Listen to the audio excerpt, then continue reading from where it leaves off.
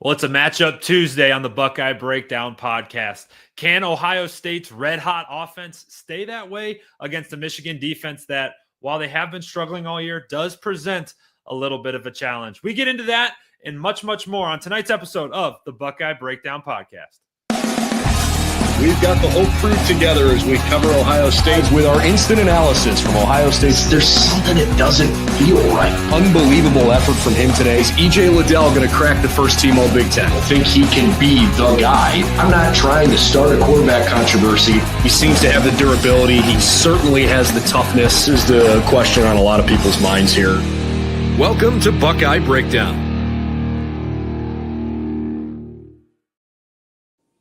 And welcome in, everybody, to another episode of the Buckeye Breakdown podcast. Anthony Moeglin here, alongside my partner, former Ohio State Buckeye offensive tackle, Kevin Woidke. And tonight is a matchup preview. We talked yesterday on the Buckeye off day. We talked a little bit about what this rivalry means, what it all entails from a player perspective, from a fan perspective. But today we start to get into the work week. We start to get into the nitty-gritty, just as our Ohio State Buckeyes are doing out on the practice field today. So tonight's episode, we're talking Ohio State offense versus Team Up North defense. And Kevin, for this Ohio State offense, it's been a lot of things, right? We've talked about it a number of different ways. You and I break it down every single week on our film review episodes. And one of the things that stands out to both of us is that, and stands out to frankly everybody, is that Ohio State has a primary pitch, they have a secondary pitch, they have a third, fourth, and fifth pitch. And when I say pitch, they have options if one thing gets taken away. And that's been really, really evident throughout the season so far. It was evident last week, and it's going to be something that may have to rear its head come Saturday afternoon.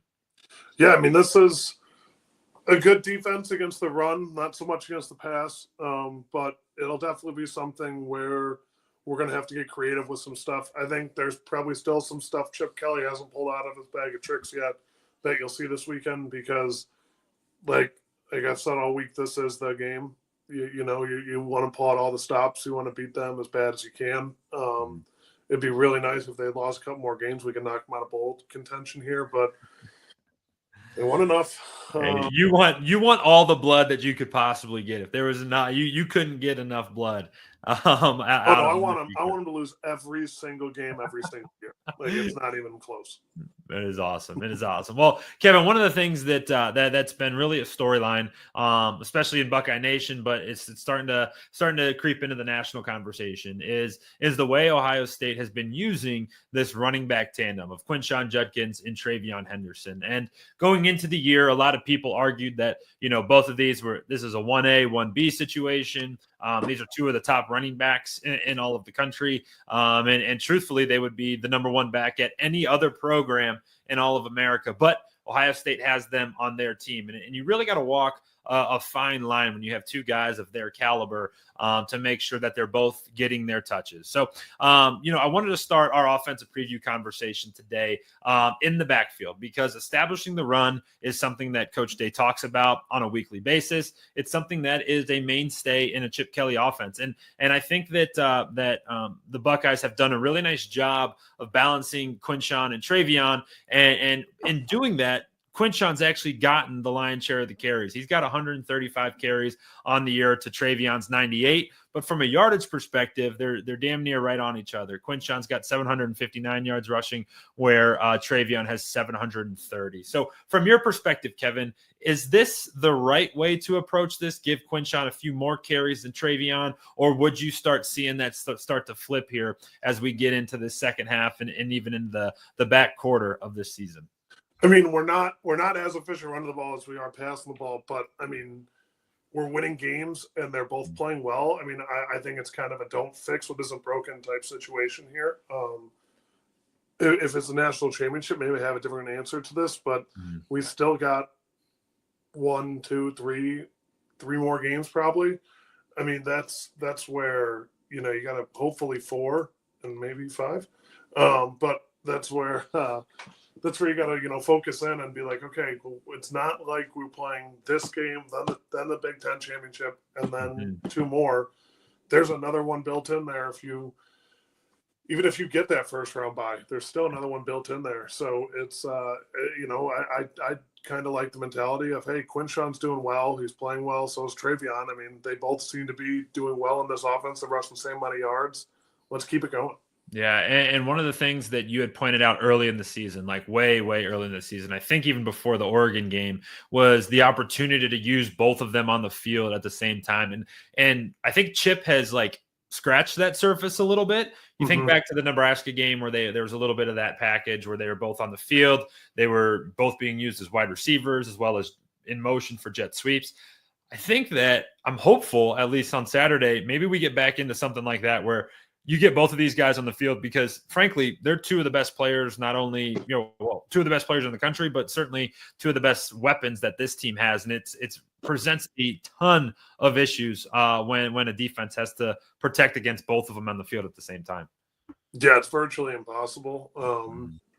And you've seen it the few times we've put it in there. There's been some plays where they get stops, but I mean, like, thinking about the way they have to structure their scheme, the package they put in there to combat it, because you can't go at that set with three linebackers, because if they both jet out, who's covering who? And then you can't go at it with two linebackers and an extra DB in there, because it's like, okay, well, now they're just going to run it right down your throat with one of them lead blocking for the other, and they're going to get 8-9 yards. It's a deadly duo. We haven't seen it really that much this year, but I'm hoping to see it more as we get into the postseason and inch into the games that are really starting to matter. Yeah, I really think that it's a weapon that they've shown that, hey, we have this, weapon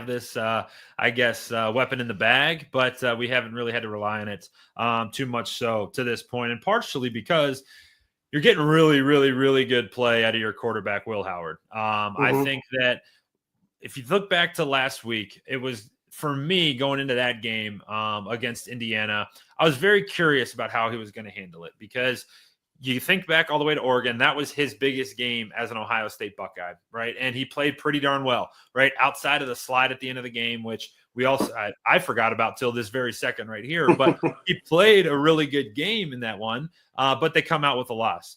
Then last Saturday was his biggest game inside the horseshoe at Ohio State. And I thought he handled himself very, very well. Indiana's defense proved to be a really good group, a really good unit, and they really stifled the Ohio State run game. And the weight of that game kind of fell on Will's shoulders. And I thought he answered the call. His stats don't blow you out of the water. He was 22 of 26 for 201 yards, 2 touchdowns, 1 interception. That interception could have went either way.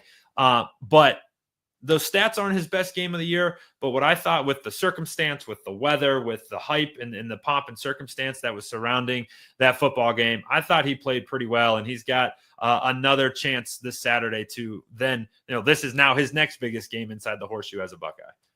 Yeah, I mean, and he's talked about it all year. You've seen the quotes hitting him whenever someone asks him.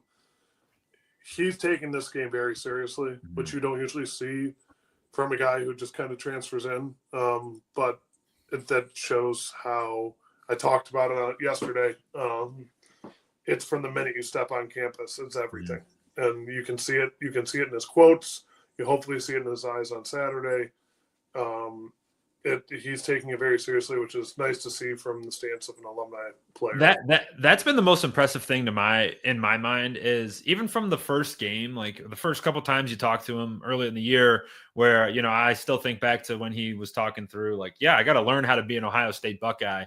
And even while he was saying that, he always referenced the fact that it's about beating the team up north, right? He always said it, whether it was Akron, whether it was in practice, whatever it was, he's understood the goals. And I saw something going around Twitter, today or yesterday, one of the Cleveland radio stations, those are all, hot take guys, and they just spew random stuff. But one of the guys said, like, he's not a Buckeye, or I don't view him as a Buckeye. Like, out of all transfers that you look around the country, and college football has just become transfer land, like, he's been a really unique one, where he's like taken on the personality of his team better than anybody that I've seen who's transferred, not only at Ohio State, but kind of throughout the country.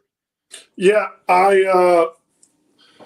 it's been interesting. In my time, people I referenced, Jonah Jackson, kind of came in and really just immediately emphasized everything that was to be a Buckeye. He claims Ohio State when you see him on Sunday Night Football playing.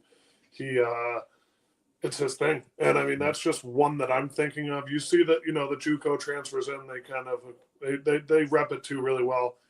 Truthfully, of the people currently, I think Caleb Downs is doing a great job of repping Ohio State. He's an all business guy, but he's here. He's like, I'm choosing to come to Ohio State. And I think he exemplifies what a silver bullet is meant to be. And I mean, you don't hear that term very often anymore, but when you remember watching those silver bullet teams, late 2010s, early, mid to late 2010s, you had these guys that were flying around making hits. You had the Josh Perrys, you had the Von Bells. Then you move on up, you had the Jordan Fullers. You had the Jeff Okudas, you had the Chase. Don't even get me started on that D-line. I mean, that's just a revolving door of NFL talent. I mean, Jonathan Cooper, who just got a huge contract. Good for Coop. I mean, Baron Browning, the name goes on of people who walk in like professionals, hit people really, really hard, and do the job and exemplify what it means to be a Buckeye. And I think Caleb Downs, being a true sophomore, is doing just that.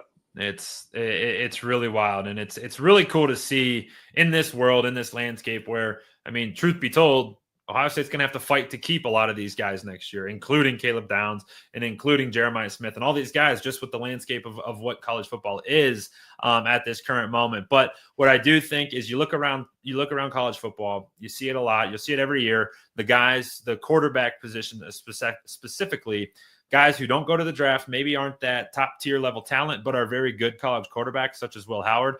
Ohio State's always going to be in the mix for him. And you if you can get a guy that buys in half as much as Will Howard has bought into this Ohio State team, this Ohio State tradition program, all of the things, you're going to be in really darn good shape, because he really wears it on his sleeve and has done a nice job.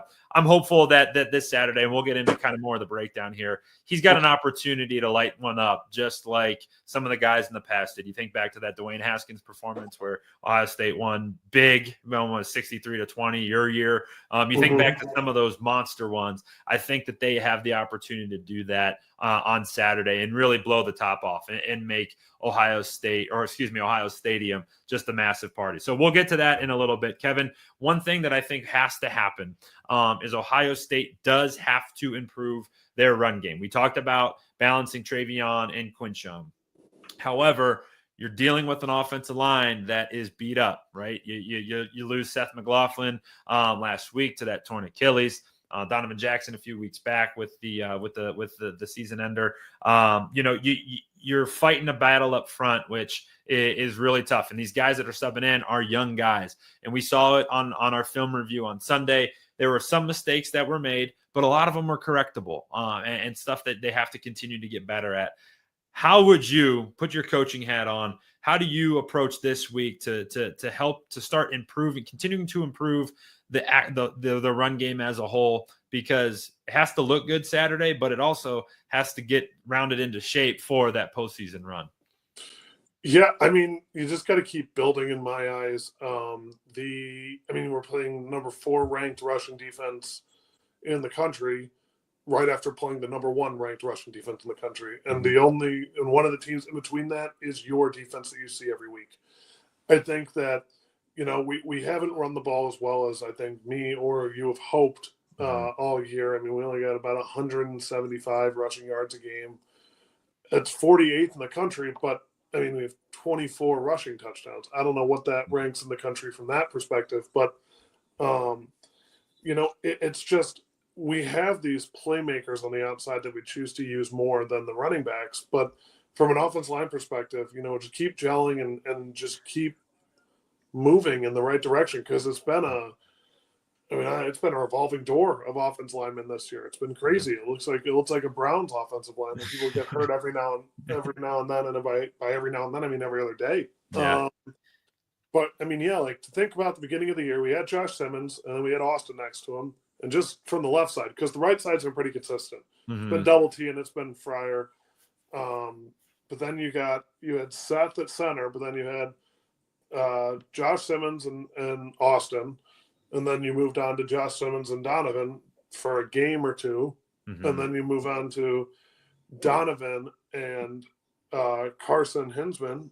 And then you move from Donovan and Carson to Donovan and Austin because Seth gets out. Like, it's just the amount of shuffling is crazy, and you don't see that very often in college football. And that, I think, is what's leading to the fact that we can't really rush the ball. And I think they're loading the box because they know that if we run the ball on them, if we get that run game going early in a game, look out, because then they're going to have to load the box and they're going to have to honor the run. And I think they try to stifle that as quickly as possible because there is a higher likelihood of a mistake if you put the ball in the air. They want they want Will Howard to beat them, not two of the best running backs in the country. Yeah, you make a really solid point. And to what I think the average fan doesn't understand is how much communication goes up front. And you work with a guy, you work with a guy day in and day out for not a couple weeks. You do that for 4, 5, 6 months.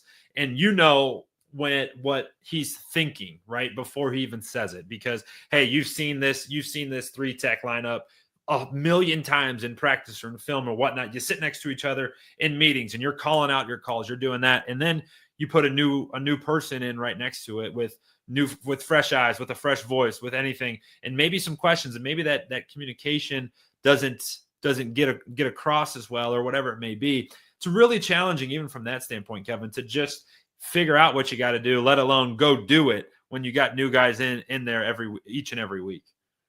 Yeah. And like I said before, I've said it all year, it's about gelling as an offensive line. You hit it on the head. You got to be able to gel, and I think that Austin has played enough that that's the case. And Carson's been enough of a center last year and this year that he knows how to make the calls, knows what he's doing. And he looked good against Indiana.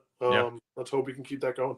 Yeah, I always like to say at the beginning of the year, you see your biggest improvement as a team between weeks 1 and 2 because you have your most mistakes that you can correct really quickly. I think that if you treated Indiana last week with that brand new offensive line as week 1, you're going to see a massive improvement going into this week, because you're going to need it. Because while Michigan's record isn't good, they really, really struggle on offense. They don't struggle as much on defense. They're actually a pretty stout group, and a lot carried over from their success last year. But Kevin, they're going to pose a little bit of a challenge, at least early on in this game.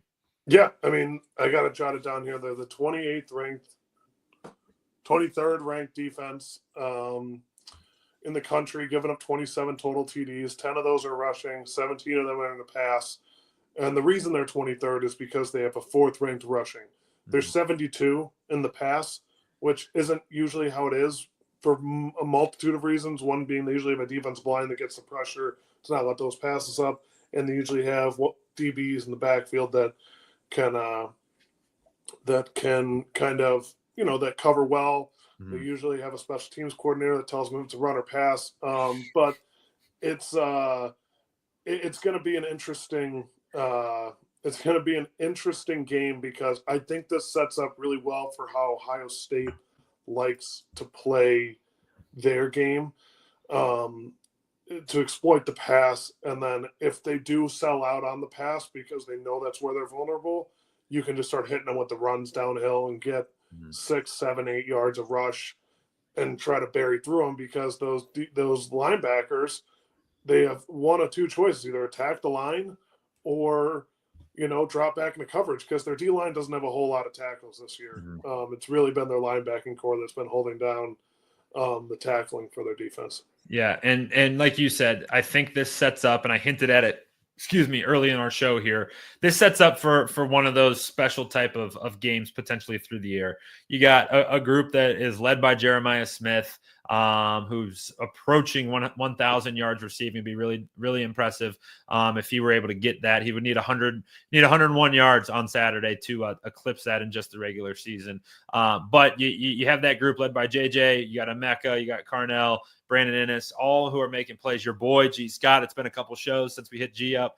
But they have this passing attack that will hit you in a number of different ways. And like you said, what can really help the run? We've always talked about this offense being successful when the run opens up the pass. But it could also work the other way. When the pass opens up the run, maybe that's another avenue where Ohio State's efficiency in the run game can certainly pick up. A couple guys to keep your eye out for up front. Josiah Stewart leads the way.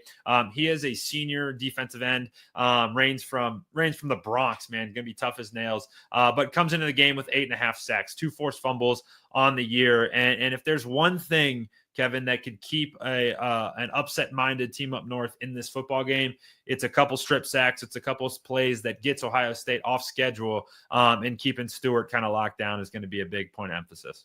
Yeah, I see him going up against Donovan most of the game, just because – and they're going to try to exploit him because Donovan did have some – he's grown a lot as a tackle, but, I mean, he did have some vulnerabilities against, I think it was Carter at Penn State. Like a good defensive end can exploit it, a guy who knows what he's doing. He's playing – he's a really good defensive end. They have Graham, who – it feels like there's been a Graham at Team North for decades. He's got one pass deflection. I mean, it's really the heart and soul of their defense is probably Ernest Hausman. No relation to Jake, former tight end, teammate of mine. But, he's got 74 tackles on the year. 2 of them are sacks. And he's got an INT and a pass deflection. He's playing good ball for a linebacker. That's the only way to put it. He's their leading tackler. He's their heart and soul of their defense. He's their Cody Simon.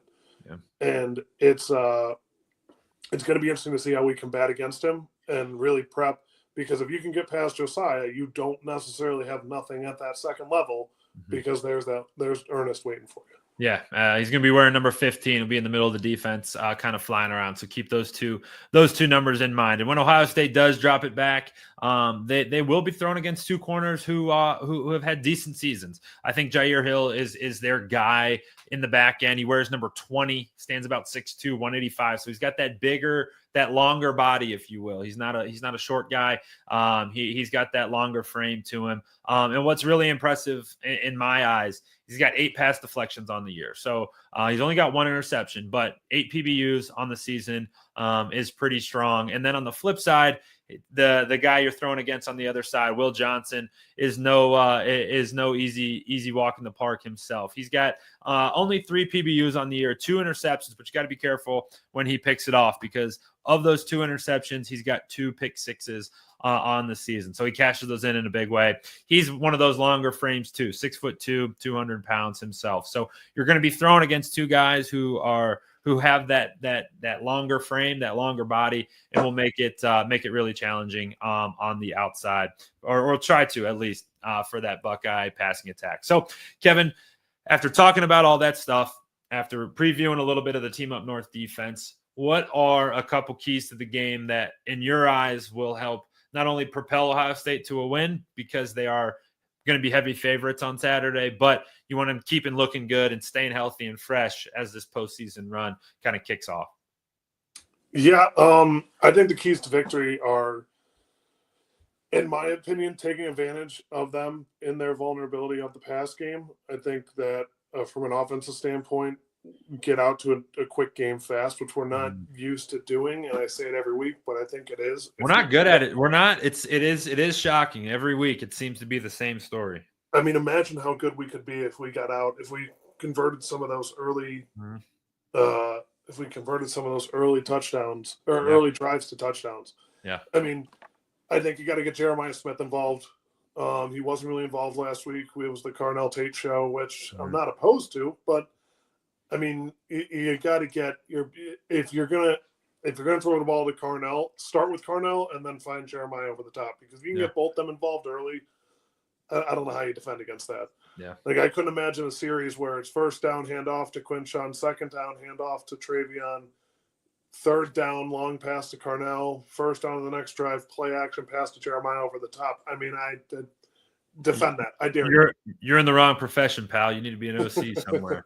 No, I think you make awesome points. And my biggest key to victory here is keep the main thing, right? Don't get too excited about this because there's a lot riding on this, right? There's 3 years of pent up anger from a lot of just truthfully BS that's been surrounding this game. You're coming off of 2 years where you've gotten thumped, whether fair or not, you've gotten thumped, you've gotten punched in the mouth, and you're definitely coming to this game as the Goliath versus David. And one thing that can always derail stuff is when you get just like too excited. You get too fired up. You forget your responsibility. You try to do too much.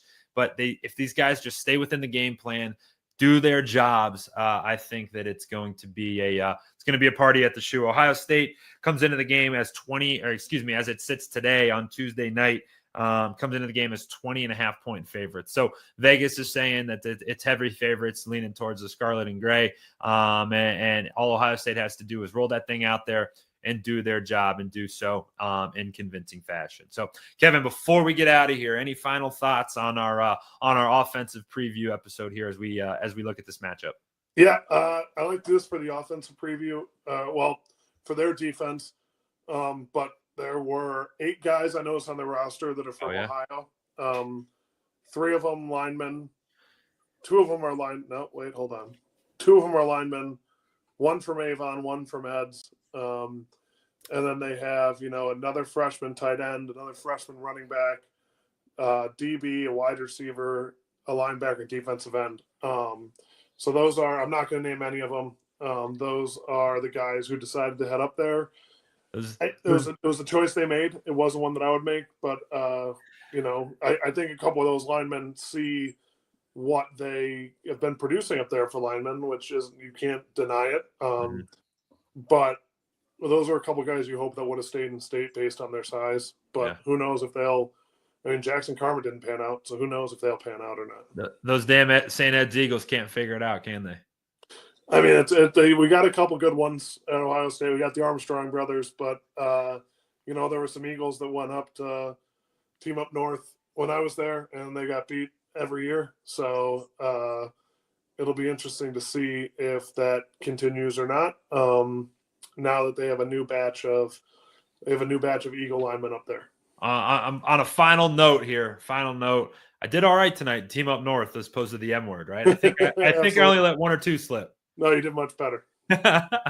Much better there. Well, we appreciate you jumping in and hanging out with us tonight for our matchup episode. And if you watched last night, really appreciate that. If you didn't, I recommend you going back. I went back and watched our show from last night because it was really cool. Kevin gave some really good perspective on what it feels like to be an Ohio State football player during this week. And it is really neat. So if you're a Buckeye fan, a buck nut like most of you are, I do recommend going back and jumping into that video. But for the rest of the week here, we got a bunch more content planned to come your way. We'll be back with another episode tomorrow night. We'll have our defensive preview coming your way on Thursday, and we're trying to cook up something fun for a pregame show on Friday. And then Saturday, we'll be on site. We'll have 2 guys at the game, and Kevin will be lurking around Columbus. So if you see him, give him a high five, dap him up at the bar. Don't let him pay for a beer while he's down there. All right. This is a Columbus legend. All right. But as always, appreciate you guys jumping in. Hit that subscribe button, hit that like button, head over to our other website, si.com/college/Ohio State for all of your Buckeye content. So for my partner, Kevin Woidke, I'm Anthony Moeglin. Thanks for hanging out with us tonight on the Buckeye Breakdown podcast.